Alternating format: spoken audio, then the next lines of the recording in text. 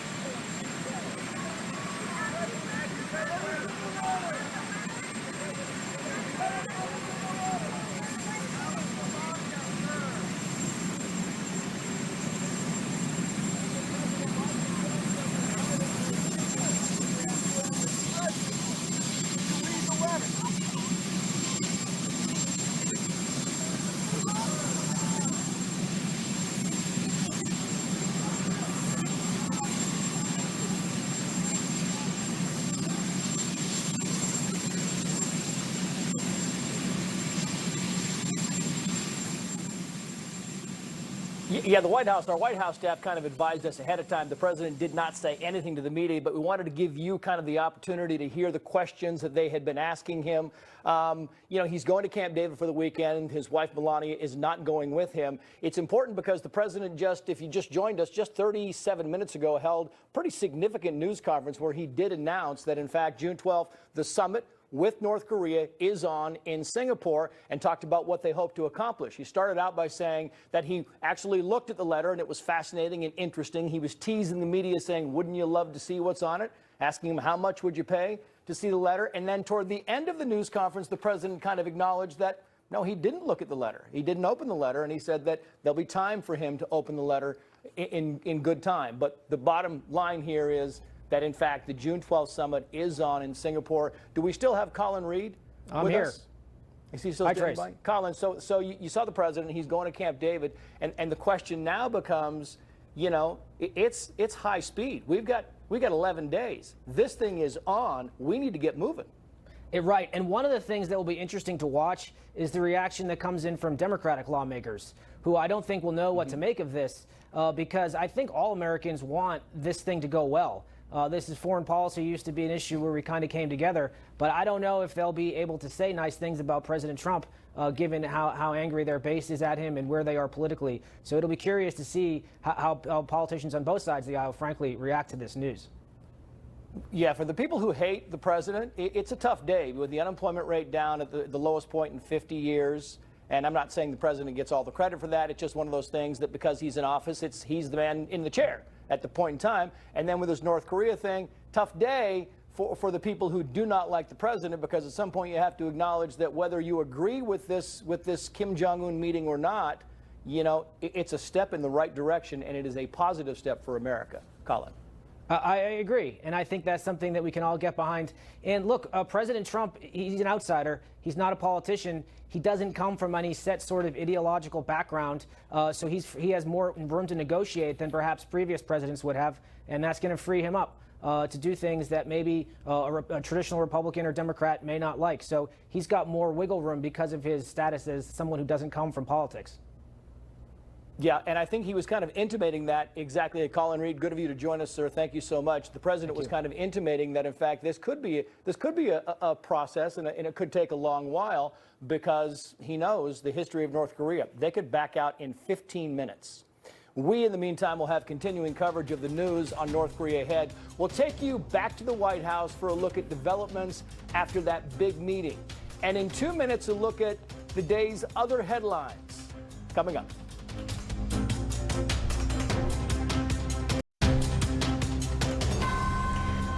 I'm Leah Gabriel with a Fox Report now.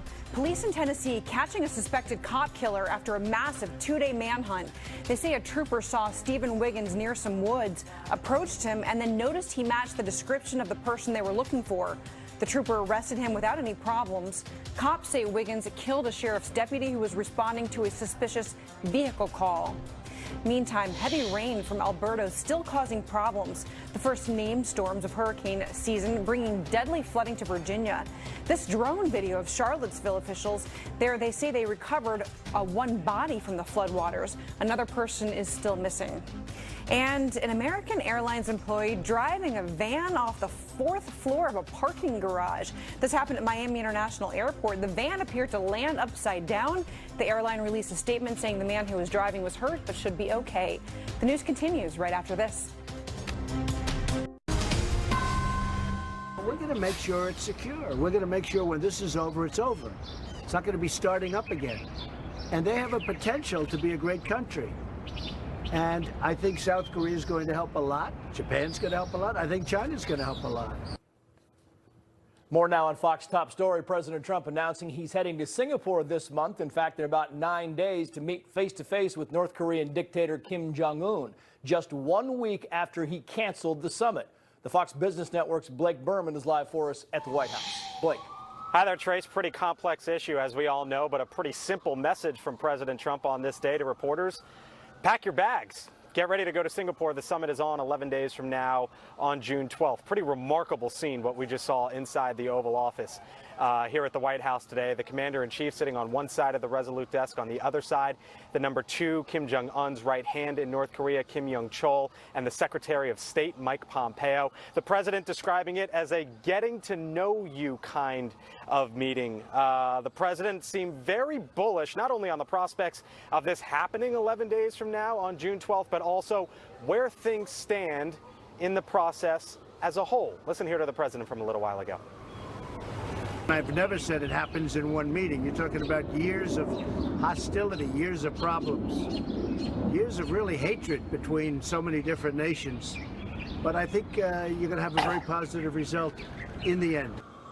President Trump also saying he feels that Kim Jong-un is committed to denuclearization, and he also sent not really a warning shot, Trace, but sort of a reminder, saying that the U.S. has hundreds of sanctions ready to go on the North Koreans, but for now, because of where things stand at this very moment, those 100+ sanctions are currently on hold.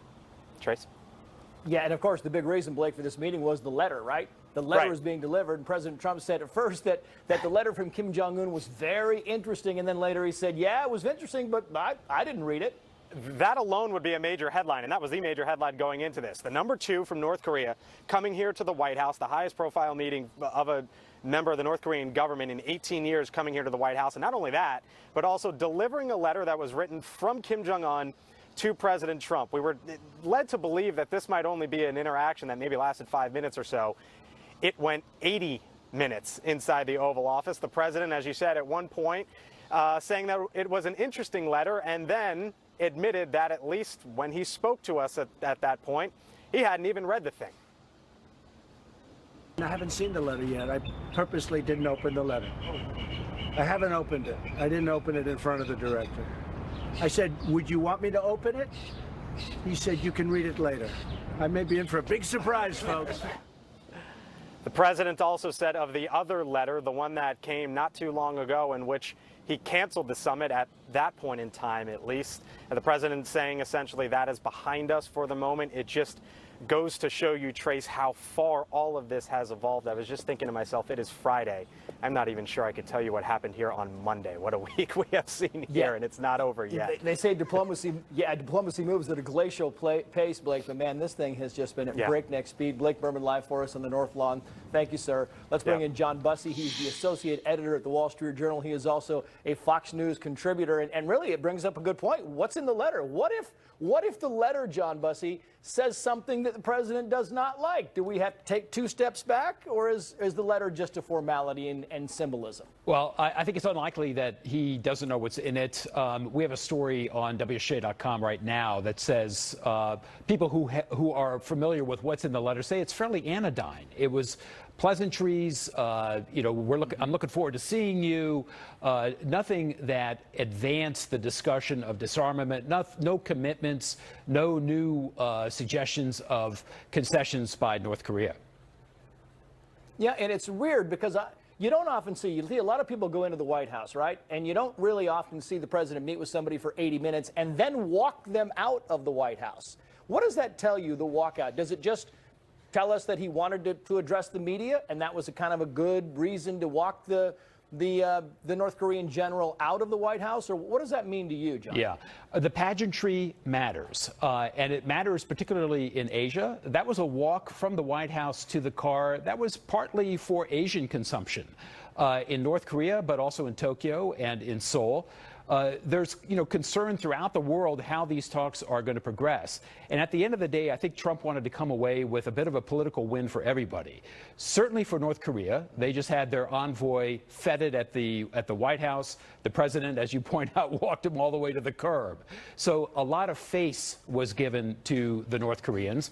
They can see that the U.S. is serious about this summit. It's a political win for President Trump. It shows some advancement in this stalemate. Now, nothing particularly constructive yet, other than the formation of a relationship, which maybe that is constructive.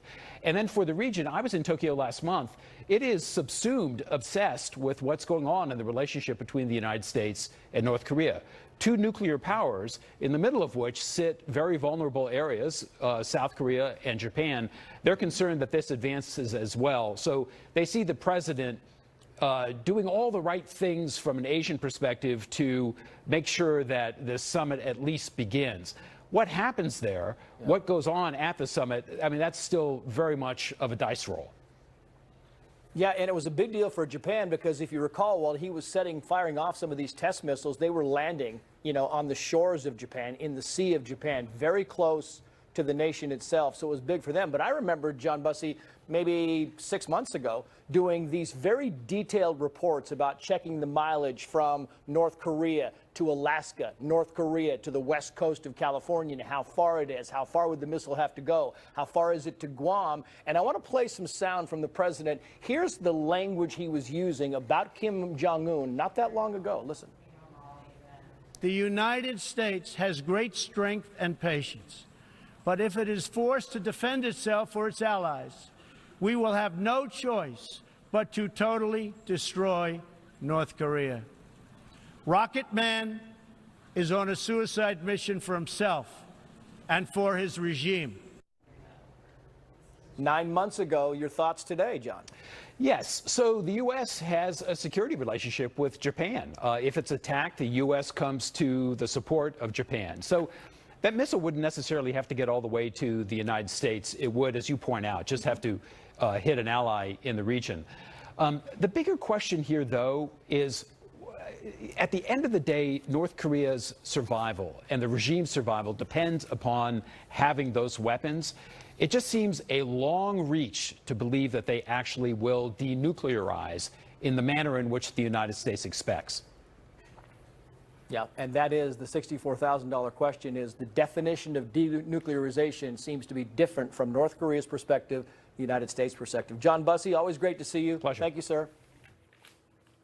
Well, ahead, a closer look at North Korea's former military intelligence chief. We're talking about the man who just gave the president the letter today. Kim Yong-chol is the dictator's closest aide. More on him next. Well, what a difference a week makes. President Trump says his meeting with Kim Jong-un is happening on June 12th. He made the announcement after meeting today with the highest-ranking North Korean official to visit the United States in 18 years. Kim Yong-chol at the White House this afternoon delivering a letter from the North Korean dictator himself. He's one of Kim Jong-un's closest aides and his country's former spy master. Benjamin Hall has more on him. Benjamin. Hi, Trace. Kim Yong-chol is the quintessential North Korean insider. He is a military hardline general, and he's worn so many different hats throughout his career. He's believed to be 70, in his 70s, they think 74, and he has worked his way up the ranks ever since he started with the regime. It's believed that he began as a border guard at the demilitarized zone. He's also been a bodyguard for Kim Jong-il, Kim Jong-un's father. He's been a liaison officer with the UN, and he was a member of the team that held breakthrough negotiations with the South Koreans in the 1990s. So he is well versed when it comes to sitting around the negotiating table, though, of course, in that case, it was not a success. Well, he's now a four-star general. He's head of the main North Korean intelligence service, which is known as the Reconnaissance General Bureau. And he was head of the RGB from 2009. And in that time, he's believed to be responsible for the 2010 torpedoing of a South Korean naval vessel, the Cheonan, in which 46 sailors were killed. And he's also believed to be responsible for the 2014 hacking of Sony Films following the film The Assassination, which mocked Kim Jong-un. He has now served 3 generations of the Kim family, so he's shown a remarkable ability to stick around in this regime. And they now say he's the third most powerful man in the country after Kim Jong-un and Kim Jong-un's sister. Trace? And Benjamin, this trip to the U.S. was put together very quickly. What do we know about the details?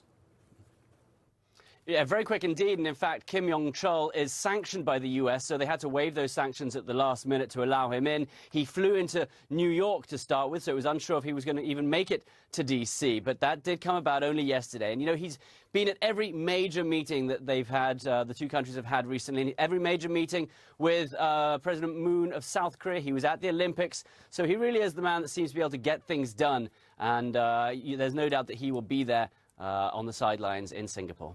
Trace? He's been all the summits so far. Benjamin Hall, live for us in the UK. Benjamin, thank you very much. Another big story today is the economy. The unemployment rate, it's the lowest it has been in 50. Call 1-800.